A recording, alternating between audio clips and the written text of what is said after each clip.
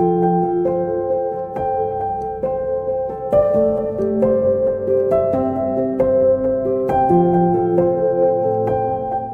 everyone, super excited to have you back. Today we are going to be going ahead and seed starting our butterfly bush. So I actually have 3 different colors. I have violet, white, and dark purple.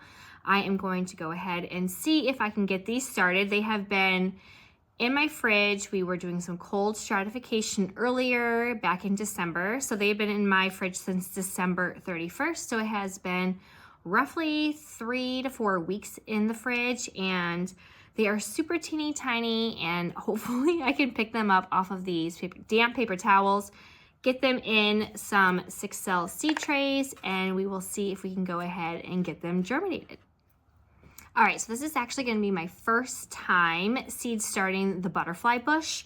I know that I've read some places that it says it can be a little bit invasive, so we will see how it is going to be holding up here. Again, I am in Massachusetts Zone 6A, and they are teeny tiny. So I'm gonna go ahead and just use, again, my 6-cell tray. I went ahead, I already pre-moistened my seed starting mix, and I just put them in these clear 6-cell trays that I had from last year. No special reason for having them clear. I think I just bought them because they were on sale at the time when I needed some.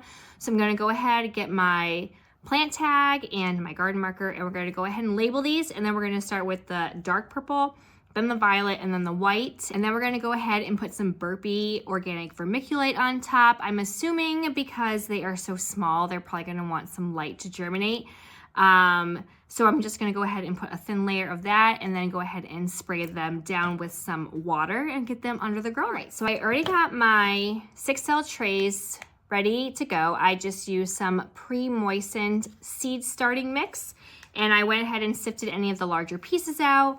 I filled them up. I always squish them down, but not too much, just so that way I can get all the air pockets out, top them off.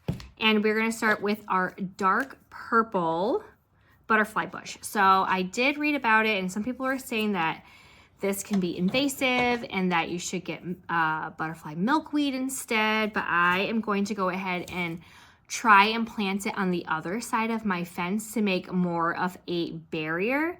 So I actually don't mind if it does spread. It won't be too close to my perennial garden. I just want to go ahead and make more of like a little bit of a privacy fence. So that way I can't really see into my neighbor's yard. So that is why I'm like, if it gets a little bit invasive, I'm not gonna mind too much because it won't be too close to my garden or my house. So I'm gonna go ahead and start with my dark purple.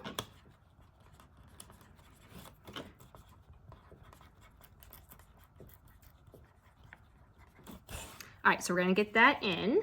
And these seeds are teeny tiny.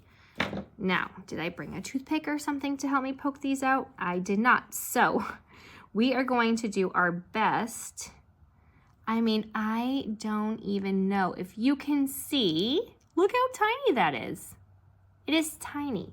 So I am going to go ahead and just kind of heavily sow, as in maybe put 2 or 3 per cell, just because I have never grown these before.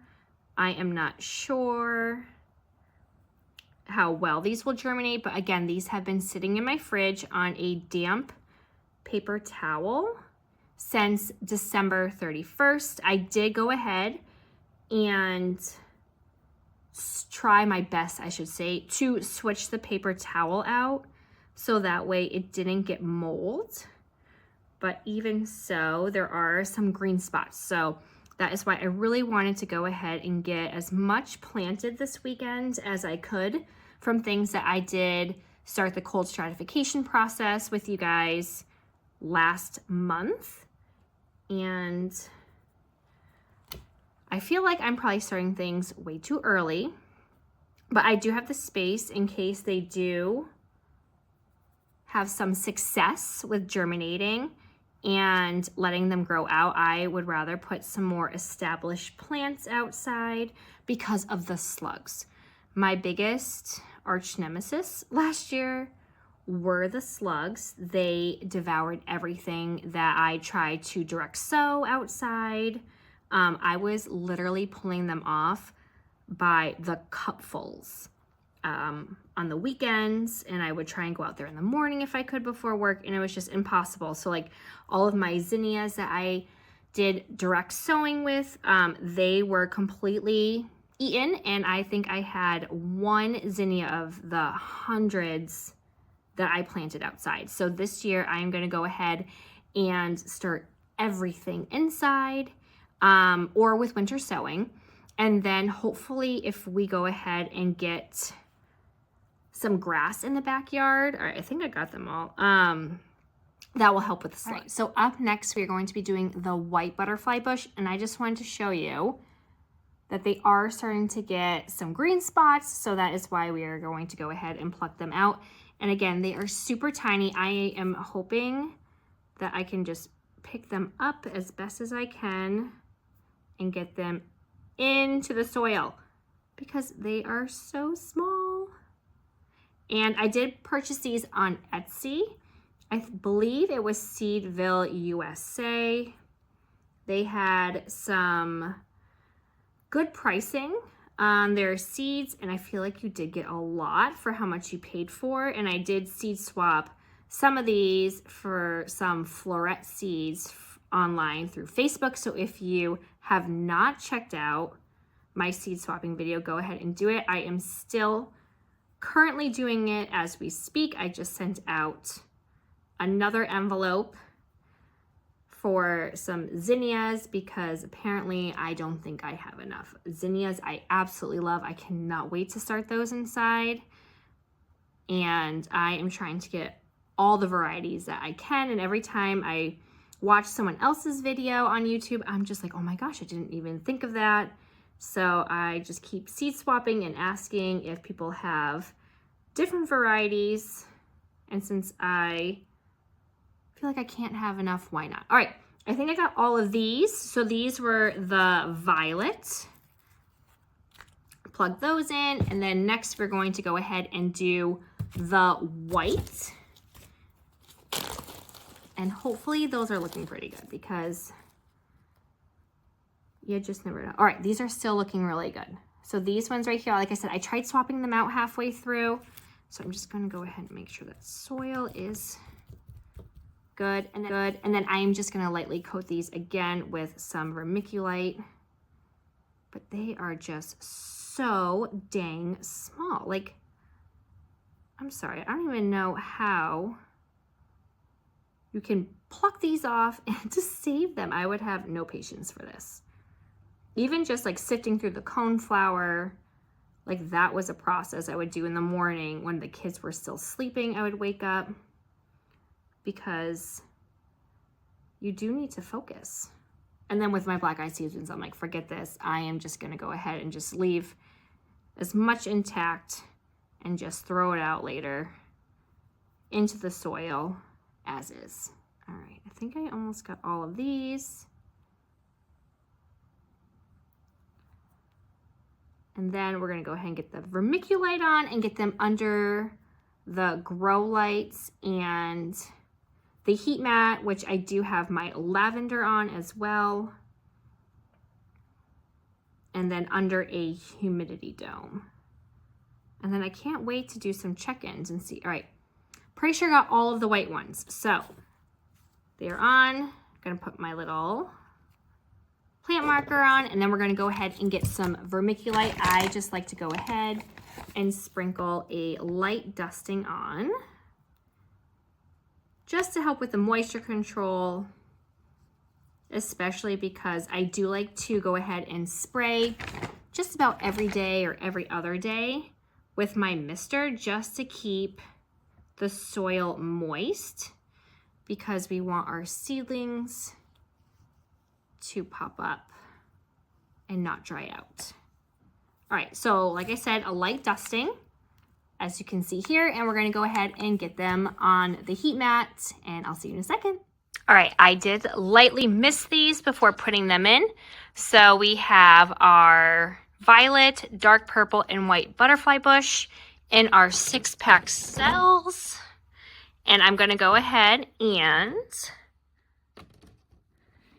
get the humidity dome popped on, and then I'm gonna go ahead and put it on. My heat mat is going to be next to my lavender, and it is set to 70 degrees. It will be going back down, I'm sure, momentarily. And we have a lot going on here. All right, for your butterfly bush seedlings, that you're gonna wanna make sure that you put them on a heat mat anywhere between 65 and 75 degrees Fahrenheit. They will need light to germinate, and please be patient because it can take anywhere from 14 to 21 days to germinate. So that is why I am starting them at the same time as my lavender. I feel like they'll be on the heat mat at a constant 70 degrees, which is gonna be a nice happy medium for all of them at the same time, and hopefully we'll have some good germination rates for both. Also, same thing, you're gonna wanna make sure once they get their first set of true leaves, you're gonna wanna go ahead and take the humidity dome off. Then you're gonna be bottom watering from there on out. I like to go ahead and just put about a half of an inch of water into the bottom tray. And then I like to let it soak up the water from anywhere from like 30 to maybe like 45 minutes. And then I dump the excess water out. You do not want to go ahead and overwater. I did that last year. I lost a lot of tomato plants. Root rot is definitely a thing. So this year I figure I'm going to go ahead and let the soil dry out more and then go ahead and bottom water. Right now it has been about every other day with my seedlings, and I like to go ahead and water them at night just before I turn the lights off. And you're also going to want to make sure that you have some kind of fan or airflow happening, so that way they can get nice and strong stems and withstand those winds. I live in a very windy area, so I always have a fan going, making sure that it blows back and forth, and then that way they can grow some nice strong stems. Your butterfly seedlings will be ready to go outside around 8 to 10 weeks. I just said, like, this is like my first time growing, so I'm not really sure how tall or big they will be. I do plan on potting up into 3-inch pots that I do have. And I even have larger ones that I kept last year from when I did get plants from other nurseries, kept everything. And then I also checked out my free sites on, or my buy nothing sites on Facebook, and I would go ahead and collect pots, and I have a great stash for things like this. They do thrive in full sun and well-drained soil. So I'm going to go ahead and put those on the other side of my fence, which gets nice sun, and hopefully they will come and be like more of a privacy fence for me, which is what I am hoping. All right, there you have it. With a little bit of patience, hopefully we'll have some beautiful butterfly bushes. Again, I did dark purple, violet, and white. After hardening them off, hopefully they will thrive, and your pollinator garden will go ahead and bring in all those beautiful bees and butterflies to your garden, and I cannot wait to see what they look like in a few more months. I am hoping spring will be here before we know it, because I'm itching to get outside in the garden.